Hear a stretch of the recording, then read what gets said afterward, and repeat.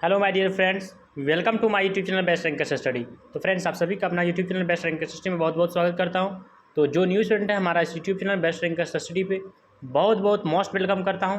तो आइए हम इस सेशन में हम हिंदी लैंग्वेज का सिविल कोड का मोस्ट वीवीआई क्वेश्चन करने वाले। तो सभी स्टूडेंट शुरू से अंत तक इस क्लास को जरूर देखिएगा और अपने फ्रेंड के साथ भी ये क्लास को जरूर शेयर कर दीजिएगा। तो चलिए हिंदी लैंग्वेज का पहला सवाल स्टार्ट कर रहे हैं। जो न्यू स्टूडेंट है, हमारा पहले वाला क्लास अभी तक जो भी स्टूडेंट नहीं देखे पहले से देख लीजिएगा, ताकि आपका पढ़ाई जो है कंटिन्यू चलते रहे और पिछला क्लास को आप मेकअप करके इस जिस प्रकार से हम लाइव के रूप में नया क्लास डालते हैं तो आप लोग देखने का प्रयास नया वाला कीजिएगा।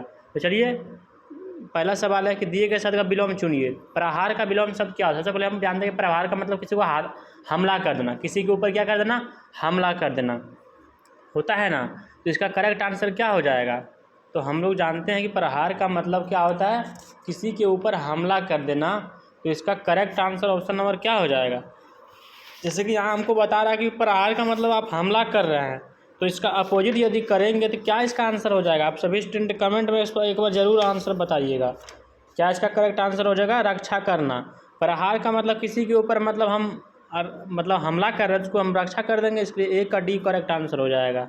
नेक्स्ट प्रश्न दिया गया 2 नंबर प्रश्न।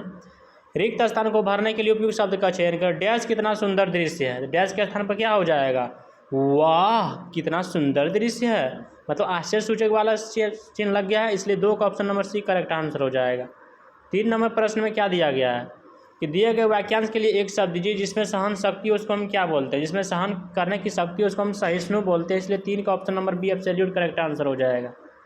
4 नंबर सवाल में क्या दिया गया है? 4 नंबर में है कि दिए गए वाक्य का वह भाग याद करें जिसमें कोई त्रुटि है। कुबेर बड़े ही मतलबी इंसान है, उसका दिमागो 7वें आसमान पर रहता है। बताइए इसमें कौन सा भाग में त्रुटि है? इसका जो है कौन सा भाग में त्रुटि है? हाँ, कुबेर बड़ी ही जो यहाँ लिखा हुआ है इसके स्थान पर क्या हो जाएगा? कुबेर बड़ा ही।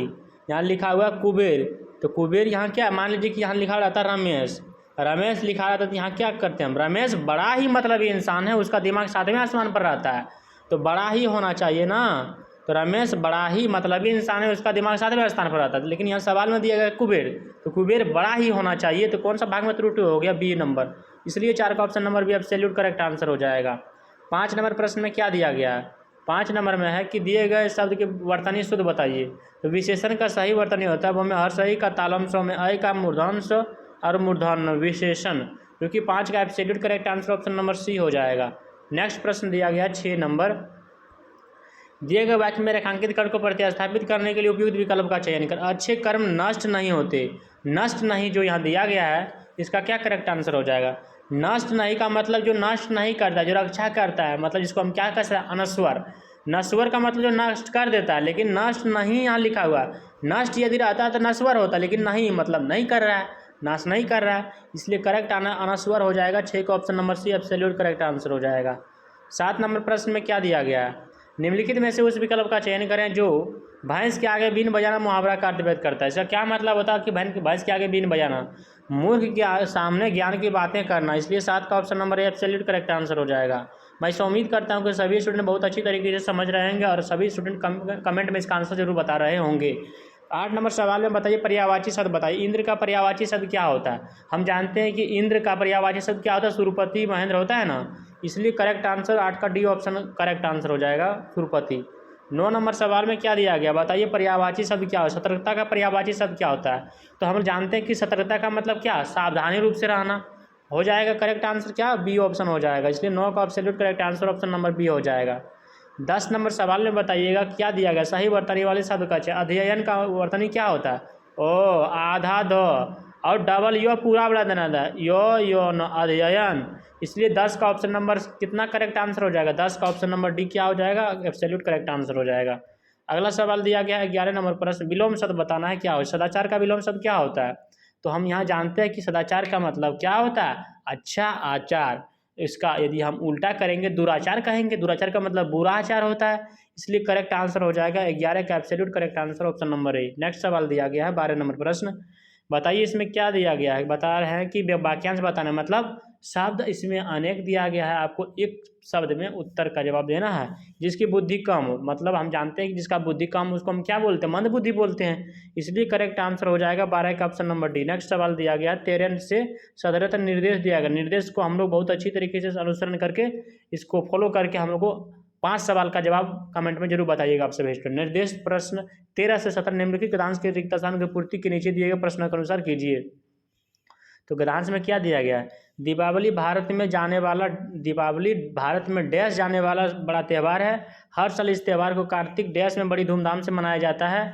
इस त्यौहार के आने के डैश दिन पहले इसकी तैयारी आरंभ हो जाती है। लोग अपने घरों में साफ सफाई और रंग रोगन का काम डैश करते हैं। तो आपसे हम सवाल करेंगे, आप सभी स्टूडेंट जरूर बताइएगा। और क्या दिया गया है, इस दिन घरों और बाजारों को डैश से सजाया जाता है। तो 13 नंबर सवाल में दिया गया है कि गद्यांश में संकेतित रिक्त स्थान 1 के लिए उपयुक्त विकल्प का चयन करें, मतलब पहला रिक्त स्थान का आंसर बताना है। यहाँ सवाल में दिया गया कि दीपावली भारत में डैश जाने वाला सबसे बड़ा त्यौहार है। तो दीपावली डैश जाने वाला भारत का सबसे बड़ा त्यौहार है। 13 का करेक्ट आंसर क्या हो जाएगा, 13 का जो करेक्ट आंसर हो जाएगा, दीपावली भारत में मनाया जाने वाला सबसे बड़ा त्यौहार है, इसलिए 13 का option number C correct answer हो जाएगा। नेक्स्ट सवाल दिया गया है 14 नंबर प्रश्न। 14 नंबर सवाल में है कि गद्यांश में संकेतित रिक्त स्थान 2 के लिए उपयुक्त शब्द का चयन करें। तो दूसरा रिक्त स्थान में क्या दिया गया, दूसरा रिक्त स्थान में दिया गया है कि हर साल इस पर्व को कार्तिक डैश में बड़ी धूमधाम से मनाया जाता है। तो हर साल इस पर्व को कार्तिक क्या चीज़ का महीना, महीना का नाम है, वर्ष का नाम है या सप्ताह का नाम है। हर साल इस त्यौहार को कार्तिक माह में बड़ी धूमधाम से मनाया जाता है। महीना का नाम है ना, कार्तिक, अगन, पुष, माघ, चैत, बैसाख, आप लोग जानते हैं, इसलिए 14 का option number C correct answer हो जाएगा। 15 नंबर सवाल में क्या दिया गया है, गद्यांश में संकेतित रिक्त स्थान 3 के लिए उपयुक्त शब्द का चयन करें, मतलब तीसरा रिक्त स्थान देखते हैं क्या दिया गया सवाल में। तीसरा रिक्त स्थान में दिया गया है कि इस त्यौहार के आने के डैश दिन पहले इसकी तैयारी आरंभ हो जाती है। तो इस त्यौहार के डैश दिन आने के पहले, तो हम लोग जानते हैं कि इस त्यौहार के कुछ दिन आने के पहले ही हमको क्या करते हैं, तैयारी इसके करने लगते हैं, इसलिए 15 का option number D absolute correct answer हो जाएगा। 16 नंबर सवाल में दिया गया है कि गद्यांश में संकेतित रिक्त स्थान 4 के लिए उपयुक्त शब्द का चयन करें। अब हम लोग 4 वाला रिक्त स्थान का आंसर देंगे। 4 वाला में क्या दिया गया है, लोग अपने घरों में साफ सफाई और रंगों रोगन का काम डैश करते हैं। तो क्या इसका करेक्ट आंसर हो जाएगा, लोगों अपने घरों में साफ सफाई और रंग रोगन का काम आरंभ करते हैं, बिल्कुल करेक्ट आंसर, इसलिए 16 का ऑप्शन नंबर सी करेक्ट। जैसे कि मान लीजिए त्यौहार कोई आ रहा है तो हम लोग क्या करते हैं, साफ सफाई और रंग रोगन का काम क्या करते हैं, शुरुआत करें, आरंभ करते हैं, प्रारंभ करते हैं। करेक्ट आंसर सी हो जाएगा। नेक्स्ट सवाल दिया गया 17 नंबर प्रश्न में क्या दिया गया है, गद्यांश में संकेतित रिक्त स्थान 5 के लिए उपयुक्त शब्द का चयन करें। तो 5वां रिक्त स्थान में देखते हैं क्या दिया गया सवाल में। इस सवाल में दिया गया है कि इस दिन घरों और बाजारों को डैश से सजाया जाता है। इस दिन घरों और बाजारों को क्या चीज़ से सजाया जाता है, आप लोग जरूर कमेंट में बताइएगा। इस दिन घरों और बाजारों को क्या चीज़ से सजाया जाता है, खूब सजाया जाता है, इसलिए 17 का option number B correct answer हो जाएगा। 18 नंबर सवाल में क्या दिया गया है, निम्नलिखित में से उस विकल्प का चयन करें जो मक्खन लगाना मुहावरा का अर्थ क्या व्यक्त करता है। तो हम लोग जानते हैं कि मक्खन लगाना मुहावरा का अर्थ क्या होता है, चापलूसी करना, किसी का क्या करते हैं, चापलूसी, इसलिए 18 का सी करेक्ट आंसर हो जाएगा। अब 19 नंबर सवाल में क्या दिया गया, 19 में सवाल में दिया गया है कि ढाक के 3 पात मुहावरा का सही अर्थ क्या चयन करें। तो ढाक के 3 पात का मुहावरा का जो सही अर्थ होता है परिवर्तन न होना, इसलिए 19 का option number B correct answer हो जाएगा। नेक्स्ट सवाल दिया गया 20 नंबर प्रश्न, रिक्त स्थान को भरने के लिए उपयुक्त शब्द का चयन करें। तो हम लोग जानते हैं कि बंदूक एक उपयोगी डैश, बंदूक क्या है, बंदूक हम लोग अस्त्र बोलते हैं, औजार बोलते हैं, शस्त्र बोलते हैं, घात बोलते हैं, क्या बोलते हैं, बंदूक एक उपयोगी अस्त्र है, इसलिए 20 का option number absolute correct answer हो जाएगा। जो न्यू स्टूडेंट है हमारा YouTube channel best ranker study को सब्सक्राइब कर दीजिएगा और इस क्लास को भी लाइक कर दीजिएगा और एक प्यारा सा कमेंट बॉक्स में जरूर कीजिएगा। 21 नंबर सवाल में दिया गया है कि जिसका जन्म श्रेष्ठ कुल में हुआ उसके के लिए एक शब्द क्या होता है, जिसका जन्म श्रेष्ठ कुल में हुआ हो उसको हम क्या बोलते हैं, कुलीन बोलते हैं, इसलिए 21 का option number B correct answer हो जाएगा। 22 नंबर प्रश्न में है कि रज्जु शब्द का पर्यायवाची शब्द क्या होता है। तो हम जानते हैं कि रज्जु शब्द का पर्यायवाची शब्द किसको बोलते हैं, रस्सी को ही बोलते हैं, इसलिए 22 का डी करेक्ट आंसर हो जाएगा, रज्जु को ही रस्सी बोलते हैं। नेक्स्ट सवाल दिया गया सही वर्तनी वाले शब्द का चयन करें 23 नंबर सवाल में। तो जिजीविषा का सही वर्तनी क्या होता है, जो में हर्षही कार, जो में दीर्घही कार, वो में हर्षही कार, मूर्धन सो में आ का जिजीविषा, जो कि 23 का absolute correct answer option number D हो जाएगा।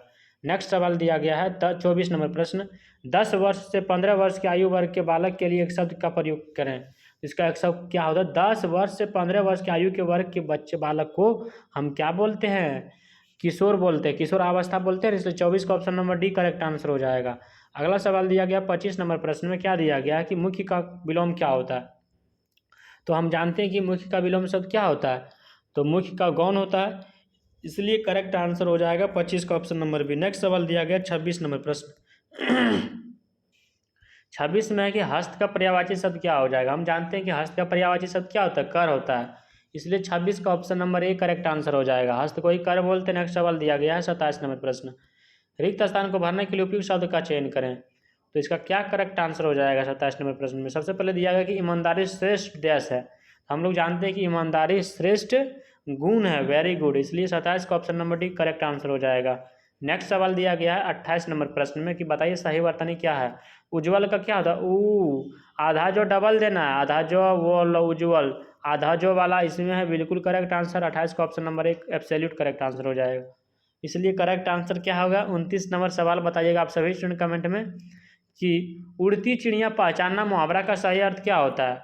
तो उड़ती चिड़िया पहचानना जो मुहावरा का सही अर्थ होता है क्या होता है, आप जरूर कमेंट में बताइएगा क्या होता है।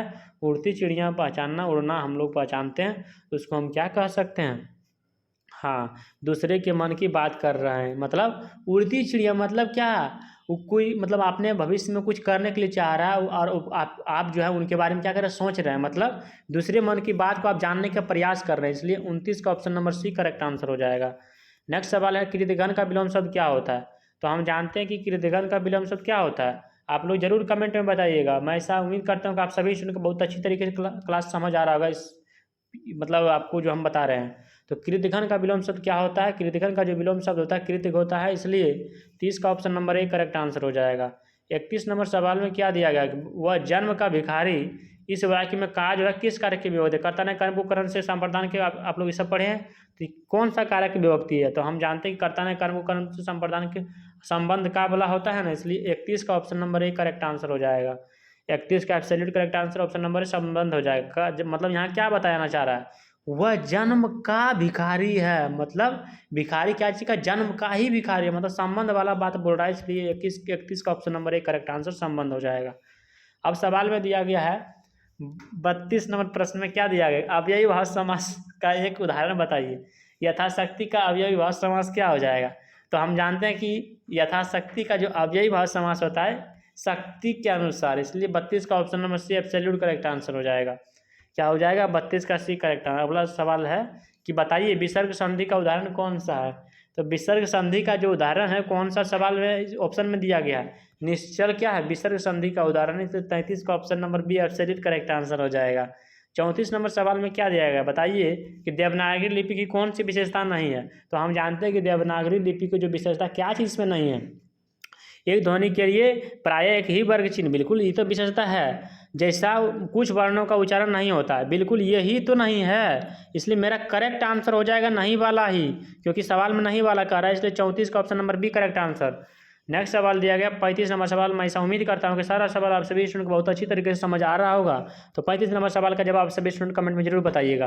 तो निम्नलिखित में से कौन सा शब्द तत्सम है। हम जानते हैं कि तत्सम का किसको बोलते हैं, मतलब संस्कृत वाला का डायरेक्ट यूज कर लेता है, किसमें, हिंदी में यूज कर लेता है, उसी को हम कहते हैं तत्सम। तो आप लोग बताइएगा 35 का करेक्ट आंसर क्या हो जाए, कौन सा उदाहरण जो है, कौन सा एग्जाम्पल जो है, 4 ऑप्शन आपके पास दिया गया, कौन सा ऑप्शन जो है तत्सम वाला दिया गया है। तो वार्ता क्या है, तत्सम है, इसलिए करेक्ट आंसर 35 का option number A absolute correct answer हो जाएगा। मिलते हैं नेक्स्ट सेशन में, तब तक के लिए जय हिंद।